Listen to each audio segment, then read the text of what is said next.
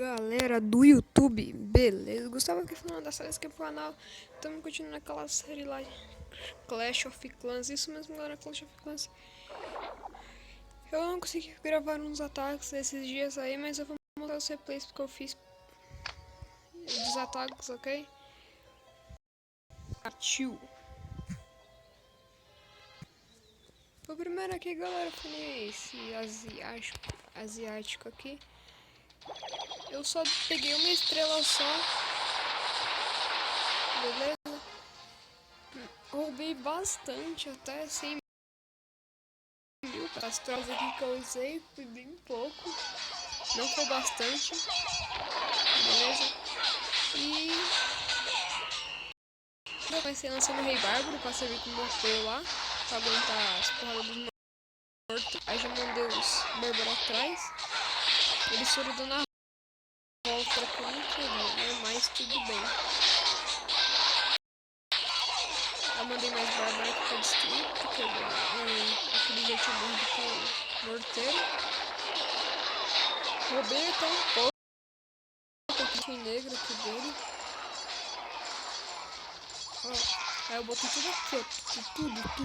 Eu acho que eu roubei uns 150 mil só de ouro. Não, tem menos. Não, 159 mil. 160. Eu acho que se eu tivesse pegado mais uma construção, eu ia pegar uns 161 por aí. Aí eu peguei uma estrela. Aí eu só esperei pra mim sair do ataque, porque eu peguei 60%, tá bom, ó. A maioria das coisas tá destruída. Partiu pro outro.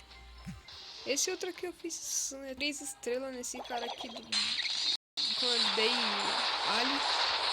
Eu usei 3 feitiços de raio aqui na 2, né, na torre do mago. E um eu botei aqui no meio. Aqui. Eu podia ter botado os 3 aqui assim, ó. Aqui no meio da torre aérea. Que esse pá, eu acho que levar essas 3 defesas aqui do meio. Tá, comecei mandando gigante aqui embaixo. Na frente, claro. Aí depois que mandou o gigante, as defesas começaram a destruir um gigante. Excelente, já soltei todas as arqueiras. Agora atrás. Eu podia ter feito ao contrário, que eu acho que ia sobreviver mais tropa, mas tudo bem. Peguei 3 estrelas, tá bom.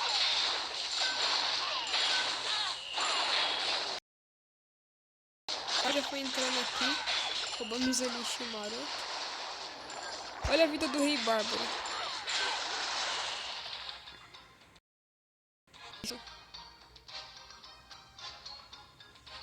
Aí só chega o canhão, estraga prazer. Faleceu.